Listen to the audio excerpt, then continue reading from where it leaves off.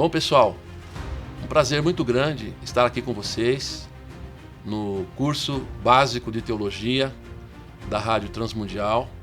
A nossa disciplina aqui será Teologia do Novo Testamento. Eu sou o professor Jonas Machado, sou pastor da Igreja Batista em Jardim Utinga, em Santo André, e sou também professor da Faculdade Teológica Batista de São Paulo, já há vários anos na área de Novo Testamento. Então, o nosso trabalho aqui será o Novo Testamento e falar da teologia do Novo Testamento. Bom, eu gostaria de começar a falar com vocês sobre os evangelhos. Uma pergunta básica que todo mundo faz é: por que nós temos 4 evangelhos? Por que não um evangelho só, uma vez que o evangelho é uma coisa só? Nós temos 4 evangelhos porque nós temos o mesmo evangelho apresentado de perspectivas diferentes, para públicos diferentes, com ênfases diferentes. E isso é muito importante para a teologia, porque a teologia ela precisa ser aplicada a cada realidade de vida que as pessoas experimentam. E os 4 evangelhos que nós temos, na verdade, são um exemplo disso. Cada um deles tem um público diferente, cada um deles escrito por pessoa diferente, com objetivos diferentes. Bom, eu quero começar a falar primeiro sobre os chamados evangelhos sinóticos. Os evangelhos sinóticos são Mateus, Marcos e Lucas. Eles recebem esse nome porque eles são bem parecidos. Se você comparar com o Evangelho de João, você vai perceber que esses 3 evangelhos que eu citei, Marcos, Mateus e Lucas, têm uma proximidade maior em relação ao Evangelho de João. O Evangelho de João é o evangelho mais diferente dos 4. Eles são chamados sinóticos por essa razão. E isso é muito importante para a teologia, porque também nas ênfases teológicas, eles terão uma proximidade maior do que entre si, do que a proximidade que eles têm com o Evangelho de João. Pois bem, desses evangelhos sinóticos, eu gostaria então de começar pelo Evangelho de Mateus, que é o primeiro evangelho que nós temos na nossa Bíblia, na ordem como está em nossas Bíblias. Ele aparece primeiro e eu quero falar primeiro desse evangelho. Na verdade, ele foi colocado em primeiro lugar justamente por uma coisa muito evidente. Você consegue perceber, lendo o Evangelho de Mateus, que ele contém diversas citações do Antigo Testamento. Isso aí, ele tem uma proximidade bem grande com o Antigo Testamento, e essa foi uma das razões porque ele acabou ficando como o primeiro evangelho na ordem em nossas Bíblias.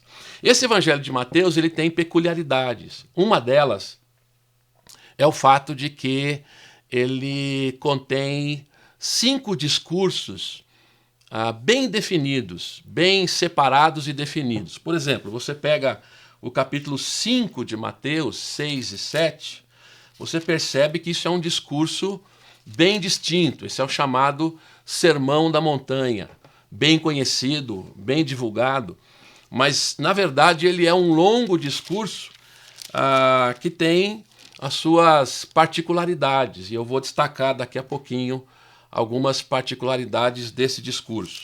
O outro grande discurso está no capítulo 10, começa no verso 1 e vai até o final do capítulo 10, é um outro discurso distinto do Evangelho de Mateus. Um terceiro discurso nós encontramos no capítulo 13, é um discurso de Jesus que reúne diversas parábolas de Jesus. E ele vai do capítulo 13, desde o verso 1, quase até o final, chegando até o versículo 52. E o outro discurso está no capítulo 18, desse mesmo evangelho, o capítulo todo, 18, que é o texto onde Jesus fala da igreja, aliás, o único lugar nos evangelhos que nós temos na Bíblia que fala da igreja, menciona a igreja especificamente. E o último discurso é o capítulo 24 e o capítulo 25, é o chamado Pequeno Apocalipse de Jesus, que também tem um conteúdo bem particular. Então, o Evangelho de Mateus, na verdade, ele gira em torno desses 5 discursos. Ele é peculiar neste Evangelho. Ele reuniu esses 5 discursos, ele descreve esses 5 discursos, cada um deles com ênfases próprias, e o resto do Evangelho é montado, é escrito em torno desses 5 discursos. Alguns até, inclusive, pensam que esses 5 discursos fazem uma referência aos 5 livros do Antigo Testamento, conhecido como Lei de Moisés, também chamados de Pentateuco. De qualquer forma, essa é uma característica do Evangelho de Mateus. Esses 5 discursos são importantes e, na verdade, esses 5 discursos dão a ênfase teológica que Mateus quer nos apresentar.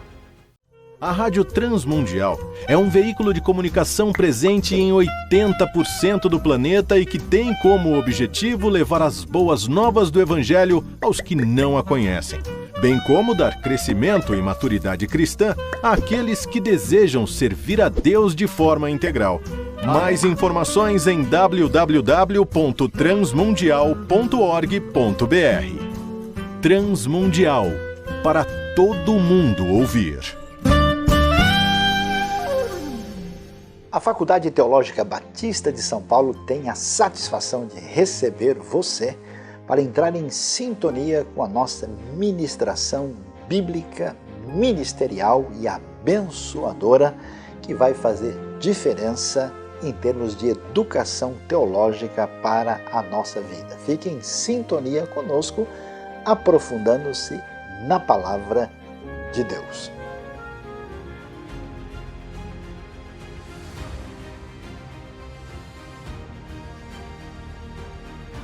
Pois bem, pessoal, como nós estávamos conversando, eu acabei de dizer que o Evangelho de Mateus tem a peculiaridade de 5 discursos bem distintos, com ênfases teológicas próprias. Então eu gostaria de falar com vocês um pouquinho sobre cada um desses discursos. O primeiro deles, talvez o mais conhecido, é o chamado Sermão do Monte, que é o capítulo 5, capítulo 6 e capítulo 7 de Mateus. Esse Sermão do Monte é marcado pelas bem-aventuranças de Jesus, onde ele fala sobre várias características que devem estar presentes na vida daqueles que pretendem caminhar com Jesus. O que nós vemos também nesse discurso de Jesus é aquela famosa expressão: ouvistes o que foi dito, eu, porém, vos digo. Jesus, na verdade, está fazendo uma reinterpretação da lei de Moisés no que diz respeito ao modo como os judeus do seu tempo a entendiam. Então, Jesus está fazendo uma leitura da lei e explicando para os seus discípulos, para os seus ouvintes, qual é, de fato, o verdadeiro sentido da lei.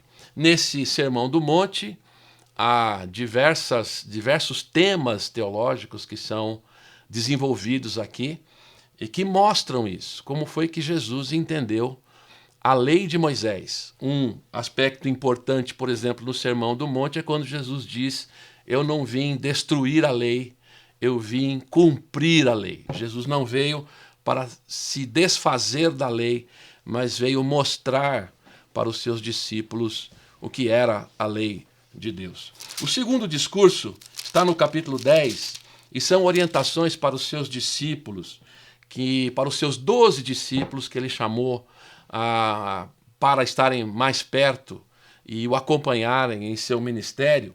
E são várias orientações sobre como se comportar no trabalho de divulgação do Evangelho. É isso que nós vamos encontrar no discurso que nós mencionamos do capítulo 10.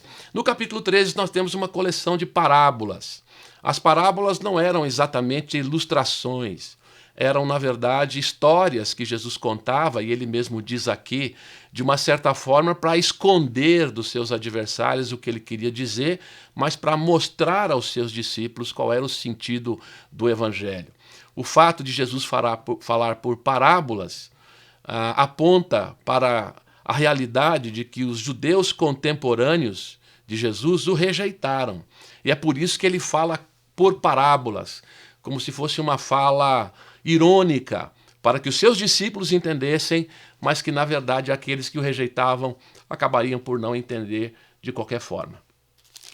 Mais adiante, no capítulo 18, nós temos o outro discurso que nós mencionamos, quando Jesus traz orientações para a comunidade. É o único local nos 4 evangelhos em que aparece a palavra igreja, e aqui nós temos, nesse discurso de Jesus, a indicação de que Jesus não só criou um movimento inicial, mas desejava que os seus discípulos continuassem esse movimento, que os seus discípulos haveriam de continuar a pregação do Evangelho e, mais do que isso, haveriam de se organizar e de criar uma convivência que fosse coerente com esse Evangelho. O último discurso que eu mencionei, o mais longo deles, corresponde ao capítulo 24 e 25 de Mateus. É o chamado Pequeno Apocalipse de Jesus. Ele é chamado de Pequeno Apocalipse de Jesus porque nesse discurso Jesus fala do fim dos tempos. Eles estavam ali reunidos diante do templo, quando os discípulos estavam admirando as belezas daquele templo que havia sido embelezado, havia sido praticamente construído por Herodes. E Jesus diz, olha, não vai ficar pedra sobre pedra. E Jesus então passa a falar a respeito do fim dos tempos, uma vez que os discípulos perguntaram se haveria de ser ali, naquele momento, a consumação de todas as coisas. Na verdade, Jesus não dá uma data da consumação, mas ele traz várias orientações para prevenir os seus discípulos a respeito do que viria, do que eles teriam que enfrentar como seguidores de Jesus. Na verdade, a grande palavra de Jesus nesse texto não é o quando vai acontecer a consumação, mas o como cada um dos seus discípulos deveriam esperar, deveriam viver até que a consumação chegasse. Na verdade, não há uma data, Jesus não falou sobre uma data específica, ele fala sobre sinais, ele fala sobre princípio das dores, ele não especifica data alguma, ainda que muitos ao longo da história tenham tentado especificar uma data, mas a grande ênfase de Jesus não está na data, no quando, mas em como, de que maneira cada um dos seus discípulos espera a consumação do século.